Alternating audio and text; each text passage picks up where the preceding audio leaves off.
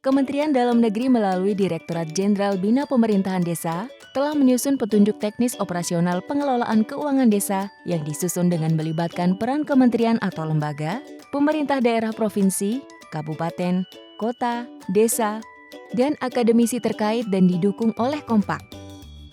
Petunjuk teknis operasional pengelolaan keuangan desa juga memuat antara lain termasuk mengenai desa persiapan, pengelolaan dana desa, prioritas penggunaan dana desa, pengadaan barang jasa di desa, pengawasan pengelolaan keuangan desa, dan kerugian desa. Proses penyusunan PTO dimulai dari pembentukan tim kerja Ditjen Bina Pemdes dan tim Kompak, dilanjutkan dengan melakukan FGD isu-isu strategis pengelolaan keuangan desa, yang dilanjutkan dengan melakukan uji coba PTO pengelolaan keuangan desa, dan sebagai langkah penguatan melakukan webinar yang berkaitan dengan permasalahan krusial yang dihadapi desa.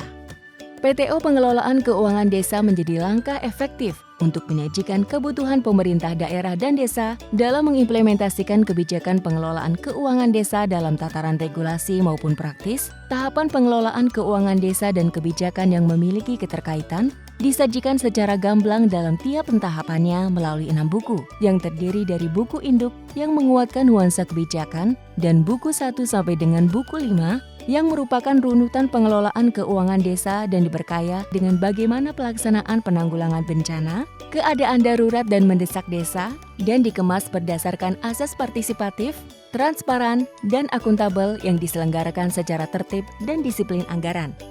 Saya Nia, Kepala Desa Sejahtera Kecamatan Maju Bersama.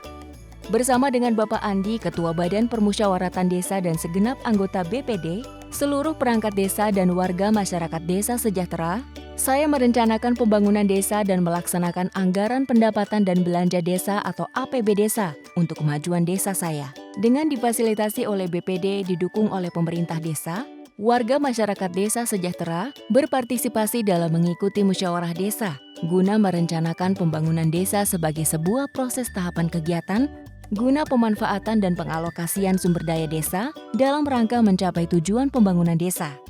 Perencanaan pembangunan desa sebaiknya memperhatikan hakikat dan sifat desa dalam kerangka kemandirian desa yang berangkat dari asas rekognisi dan subsidiaritas.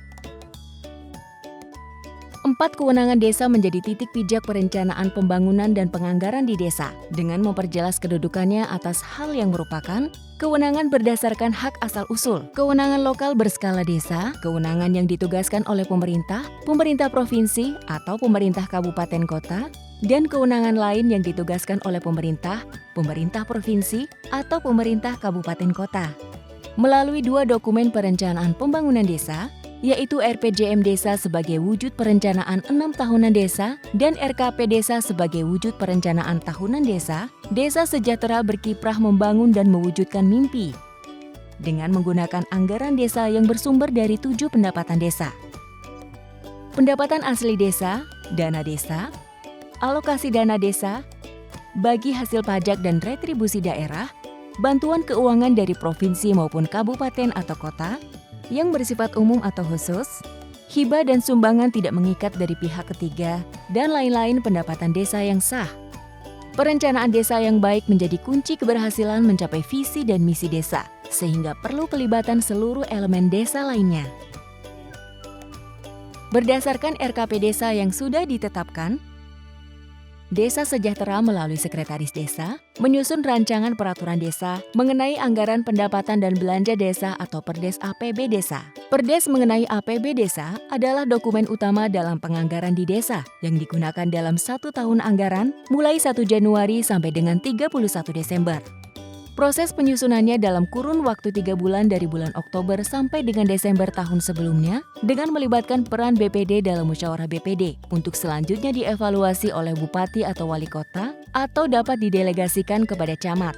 Dalam proses pembahasan seringkali dihadapkan dengan permasalahan, semisal terjadi ketidaksepakatan atau karena hubungan yang tidak harmonis sehingga tidak ada proses pembahasan sama sekali. Tentunya hal ini menimbulkan keterlambatan dalam pelaksanaan pembangunan di desa, termasuk penerimaan penyaluran dana transfer ke desa. Perlu kejernihan dalam menyikapi permasalahan di desa, karena yang dirugikan adalah desa secara keseluruhan.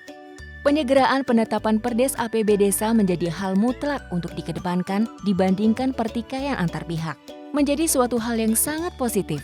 Kami pemerintah Desa Sejahtera bersama BPD yang diketuai oleh Bapak Andi memiliki komitmen yang kuat untuk bersama-sama mengawal desa untuk tercapainya desa sejahtera yang sesungguhnya. Perdes APB Desa Sejahtera menyajikan struktur APB Desa yang berisi pendapatan belanja dan pembiayaan yang diatur lebih lanjut dalam klasifikasi bidang dan ekonomi pada kode rekeningnya. Berdasarkan klasifikasi, bidang terbagi dalam bidang penyelenggaraan pemerintahan desa, pelaksanaan pembangunan desa, pembinaan kemasyarakatan desa, pemberdayaan masyarakat desa, dan bidang tambahan yang berorientasi pada penanggulangan bencana, keadaan mendesak desa. Tidak hanya itu, penguatan kode rekening yang terbangun juga dilengkapi dengan satuan output sebagai upaya dalam memudahkan interkoneksitas antara Siskeudes dan Omspan. Saya sebagai Kepala Desa Sejahtera tentu tidak dapat bekerja sendiri sebagai pemegang kekuasaan pengelolaan keuangan desa.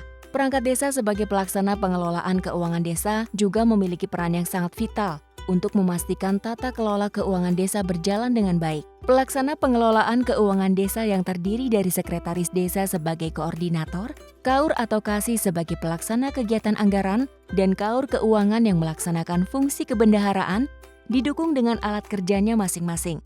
Pelaksanaan kegiatan anggaran tersinergi dalam pelaksanaan pengadaan barang atau jasa di desa, dengan mengedepankan prinsip swakelola dan dapat menggunakan penyedia dalam pelaksanaannya. Pelibatan aktif peran kepala kewilayahan, lembaga kemasyarakatan desa dan masyarakat sebagai tim pelaksana kegiatan menjadi penguat ranah partisipatif dalam pembangunan desa. Sebagai Kepala Desa Sejahtera, saya menugaskan KAUR dan KASI pelaksana kegiatan anggaran sesuai tugasnya untuk menyusun dokumen pelaksanaan anggaran paling lama 3 hari kerja setelah Perdes APB Desa dan Perkades Penjabaran APB Desa ditetapkan. Ibu Meli selaku KAUR Keuangan Desa Sejahtera bertanggung jawab dalam melaksanakan fungsi kebendaharaannya. Nilai tertib dan disiplin anggaran dalam pencatatan disertai bukti transaksi yang lengkap dan sah menjadi urgensi untuk mendukung pelaksanaan keuangan desa yang akuntabel. Penatausahaan dilakukan dengan mencatat setiap penerimaan dan pengeluaran dalam buku kas umum. Siskeudes pun mengambil peran penting dalam memudahkan tugas KAUR keuangan yang juga dapat diimplementasikan secara penuh oleh pelaksana kegiatan anggaran sehingga memastikan seluruh peran berfungsi optimal baik secara manual maupun memanfaatkan aplikasi yang ada. Ibu Meli selaku KAUR keuangan memaklumi kondisi Pak Amir selaku KAUR umum dan Pak Hasan selaku KASI pemerintahan yang belum mampu menggunakan aplikasi Siskeudes secara manual. Mereka bertanggung jawab atas pelaksanaan anggarannya dengan menyampaikan SPP disertai dokumen pendukung untuk Bu Meli bantu penginputannya. Buku kas umum memiliki keterkaitan dengan buku pembantu bank, pajak, panjar, dan dimungkinkannya ketersediaan buku pembantu kas tunai bila dibutuhkan.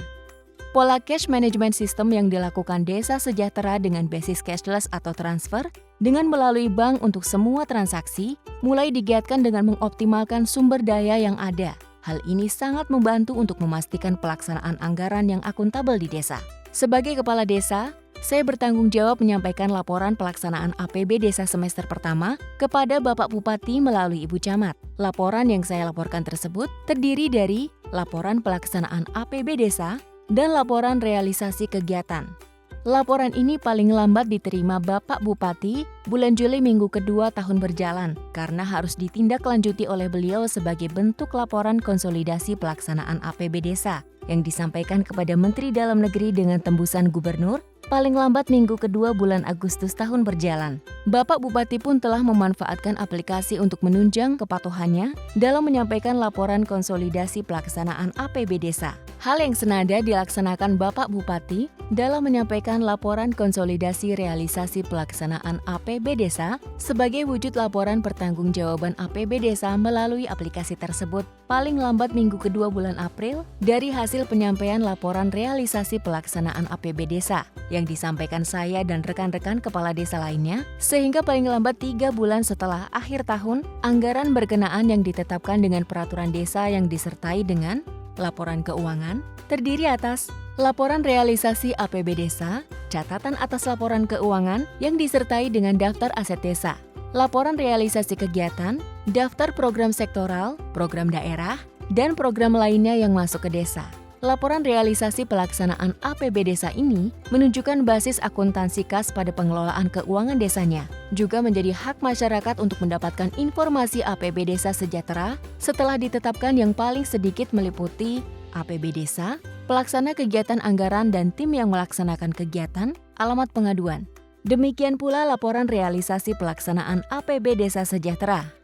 Ranah transparansi menjadi ruang utama untuk diperhadapkan kepada masyarakat desa, paling sedikit memuat laporan realisasi APB desa, laporan realisasi kegiatan, kegiatan yang belum selesai dan atau tidak terlaksana, sisa anggaran, alamat pengaduan. Pemanfaatan media publikasi di desa baik secara manual dan digital menjadi strategi utama saya untuk memastikan masyarakat desa mengetahui secara pasti seluruh perkembangan pembangunan dan penganggaran yang ada di Desa Sejahtera. Dengan mempedomani PTO Pengelolaan Keuangan Desa, saya dapat memperkaya pengetahuan dalam memahami ruang gerak penganggaran dan pelaksanaan anggaran. Berikut pelaporan dan pertanggungjawabannya pada penggunaan anggaran bidang penanggulangan bencana, keadaan darurat dan mendesak desa. Sebagai desa dengan segala potensi sumber dayanya, tidak dapat dielakkan juga dihadapkan dengan permasalahan bencana alam, non-alam, dan sosial. Kini, saya sebagai kepala desa tidak lagi mengalami kesulitan dalam menghadapi permasalahan tersebut. Anggaran yang sangat fleksibel pada bidang 5 memberikan peluang bagi desa untuk memutuskan penanganan bencana secara responsif dan bertanggung jawab dalam koridor kewenangan desa. Fleksibilitas yang diberikan tentu tetap menjaga nilai partisipatif, transparansi dan akuntabilitasnya, sehingga segalanya terkawal dengan baik sesuai ketentuan, yang juga dapat diintervensi oleh pemerintah daerah dalam pengaturannya sesuai kondisi lokal, sebagaimana amanat regulasi. Desa Sejahtera yang saya pimpin selalu berusaha mengedepankan prinsip kehati-hatian, efisien, dan efektif dalam pengelolaan keuangan desa. Tidak dapat dielakkan pada suatu kondisi tertentu, desa bisa saja dihadapkan pada masalah tindak pidana korupsi. Sehingga peran masyarakat desa dan BPD dalam melakukan fungsi pengawasan pun perlu diperkuat, sesuai ranah kewenangannya masing-masing, agar tetap terjaga harmoni antar pemangku kepentingan di desa. Dengan pengelolaan keuangan desa yang dilaksanakan sesuai ketentuan yang baik dan benar, harapan kita bersama, kemandirian desa dapat diwujudkan.